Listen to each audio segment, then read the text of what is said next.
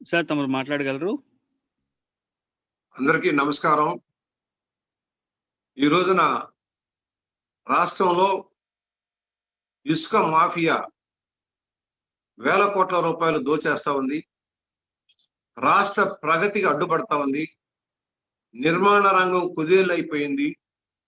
సామాన్యుడికి ఇల్లు కట్టుకోవాలంటే ఇసుక అందని దౌర్భాగ్య స్థితిలో ఈ ప్రభుత్వం ఉంది. 17 నెలలుగా కమిటీల మీద కమిటీలు వేసి ఇదిగో అదిగో అందుబాటులోకి తెస్తామని చెప్పి ఇవాళ ప్రజలను దోచుకొని వేల కోట్ల రూపాయలు జగన్ అండ్ కంపెనీ కూడబెట్టుకున్నారు. రాష్ట్రంలో ఎక్కడ చూసినా అవినీతి. వైఎస్ఆర్ పార్టీ నాయకులు, ఎంపీలు, ఎమ్మెల్యేలు, వారి హెంచ్మెన్ అంతా కూడా ఇన్వాల్వ్ అయిపోయి దోపిడీ చేశారు. ఫలితంగా ఈ రోజున రాష్ట్రంలో ప్రగతి కుంటుపడిపోయింది. ఒకటి, పనులు నడవటం లేదు. కరోనా వల్ల కావచ్చు, లేక రాష్ట్ర ప్రభుత్వ విధానాల వల్ల కానీ నిర్మాణ రంగం అంతా కుదేలైపోయింది. 17 నెలలుగా ఇసుక అవసరాలు తగ్గినాయి. ఇవాళ ఇసుక వరదలు తగ్గిన తర్వాత భారీ ఎత్తున అందుబాటులో ఉన్నా కూడా ధరలు అందుబాటులో లేదు. సామాన్యుడి ఇసుక అందదు. ఇవాళ ప్రభుత్వం మళ్ళా కొత్త కమిటీ చేశాము, కొత్త విధానం తెచ్చాము, కొత్త దేవుడు అండి అన్నట్టుగా కొత్త సిద్ధాంతం తెచ్చాము అని చెప్తా ఉన్నారు. దీనిలో మతలం ఏమిటి? తమ అయిన వాళ్ళకి కట్టబెట్టి అటు చెన్నైకో, ఇటు బెంగళూరుకో, హైదరాబాద్కో తరలించి వేల కోట్ల రూపాయలు దోచుకోవాలన్న ప్రయత్నమే ఈ కొత్త విధానం.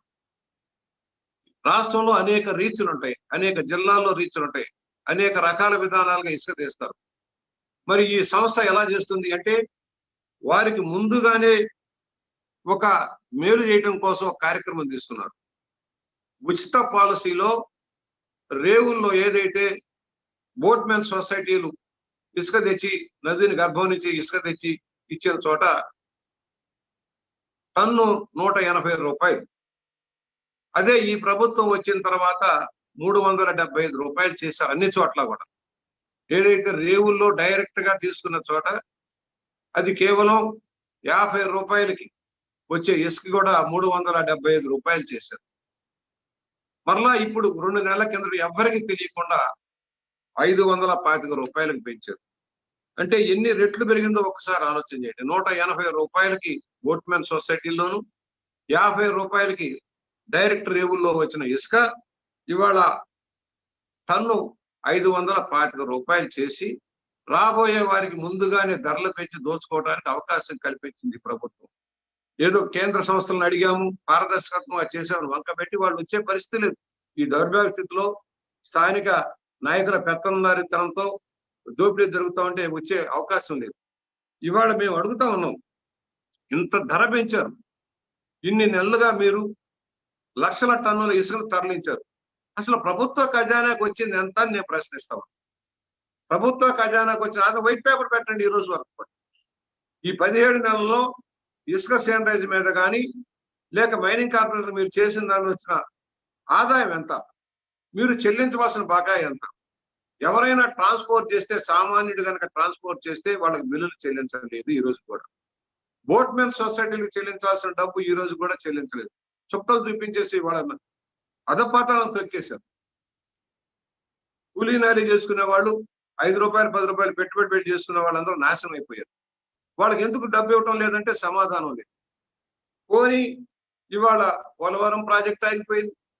పోనీ ఆ ప్రాజెక్టులో చెప్పారు ముందుగా లేదు, రివర్స్ టెండరింగ్ అన్నప్పుడు ఇసుక మీద సేనరేజీ కట్టాలని మళ్ళీ ఇవాళ బిల్లు అదనంగా ఎందుకు పే చేస్తున్నారు? గోదావరి నది గర్భంలో తీసుకుంటే ఇసుకకి మీరు అదనంగా ఆ కాంట్రాక్టులకు ఎందుకు పే చేస్తున్నారో చెప్పాల్సిన అవసరం ఉంది. ఇవాళ మైనింగ్ మాఫియా రాష్ట్రాన్ని వెళ్తా ఉంది.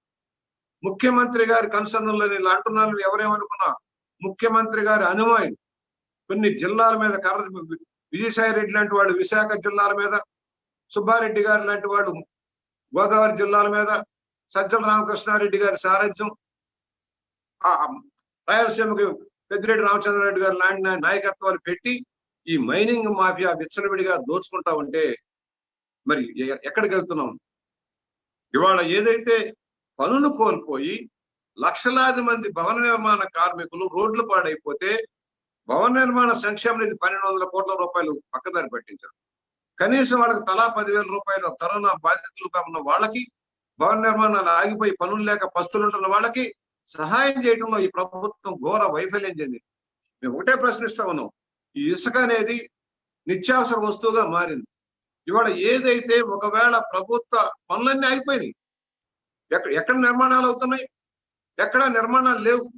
పాత బిల్లులే 1,00,000 కోట్ల రూపాయలు పెండింగ్ పెట్టి క్లియరెన్స్ చేయటం వల్ల కేంద్రం నుంచి వచ్చిన నిధులు కూడా పక్కదారి పట్టిస్తా ఉన్నారు. ఆయా స్థానిక సంస్థలకు ఇవ్వాల్సిన నిధులన్నీ ఆపేసినందువల్ల ఎక్కడ పనులు నడవటం వల్ల కేవలం సచివాలయాల కోసం ఇస్తే కూడా 100 సచివాలయాలకి 5-10 గంటల నిర్మాణం కావడం. కారణం ఏంటి? కాంట్రాక్టర్లకి బిల్లులు ఇవ్వనని. నాడు నేడు పాఠశాల భవనాల పరిస్థితి అదే అవుతుంది. ఇవాళ ఎవరికి బిల్లులు ఇవ్వరు. మేమేదో పనిచేసాము, నవరత్నాలు పనిచేసాము, అప్పు తెచ్చి పప్పు కూడా తిన్నట్టుగా 1,50,000 కోట్ల అప్పు తెచ్చి ఒక పక్క మైనింగ్ దోపిడీ. అసలు ఈ దోపిడీకి అంతు లేదా అని ప్రశ్నిస్తా ఉన్నాం. మైనింగ్ ఎవరైనా మైనింగ్ అంతా కూడా జగన్ అండ్ కంపెనీ పరిధిలోకి వెళ్ళిపోయింది. ఎవరు మైనింగ్ చేసినా కప్పం కట్టాల్సిందే, వాళ్ళకి వాటా ఇవ్వాల్సిందే. ఇవాళ అన్ని రంగాల మీద పడ్డారు, కాలేజీల మీద పడ్డారు, హాస్పిటల్స్ మీద పడ్డారు, అన్నిట్లో వాటాలు అడుగుతా ఉన్నారు. ఆ వ్యవస్థను నాశనం చేయడం కోసం ఈ ప్రభుత్వం కంకణం కట్టుకుంది. ఇసుక పాలసీతో పాటు ఈ పాలసీలన్నీ కూడా దారుణంగా ఉన్నాయి. ఇవాళ మేము ఒకటే అడుగుతున్నాం, ఇసుకని ఎందుకు సప్లై చేయలేకపోతున్నారు? ఇవాళ బుక్ చేసుకుంటే రాజమండ్రి లాంటి చోట 24,000-2600 వచ్చిన ఇసుక, కోర్ శాండ్ బోట్మెన్ సొసైటీ ద్వారా వచ్చిన ఇసుక ఇవాళ 8,500 రూపాయలకి ఇంటికి వచ్చే పరిస్థితి ఎందుకు వచ్చింది? ఇన్ని రెట్లు పెరగడానికి కారణం ఏమిటి?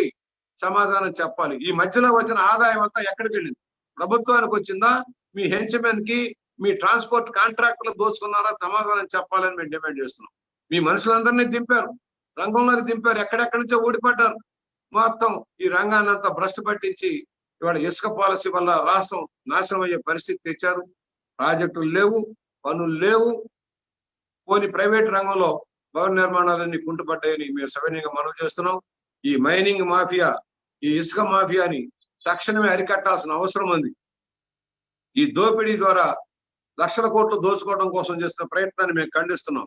రేపు ఇసుక పాలసీలో వాళ్ళ మనుషులకి తిరుపతి నుంచో లేక చెన్నై నుంచో కాంట్రాక్ట్లు తెచ్చి అప్పచెప్పి భారీ ఎత్తున దోచుకోవడం కోసం జరుగుతున్న ఒక ప్రయత్నం. ఇదివరకు కిట్ ప్రోకోలో ఎలాగైతే దోచుకున్నారో దానికి 4 రెట్లుగా అధికారం లేనప్పుడే 1,00,000 కోట్లు దోచుకుని 40,000 కోట్లు సీజ్ చేసిన మనుషులు ఇవాళ అధికారంలో ఉంటే ఎంత త్వరగా వేగంగా దోచుకోవచ్చు అనే దానికి ఇసుక పాలసీ ఒక నిదర్శనం అని మేము సవినయంగా మనవి చేస్తున్నాం.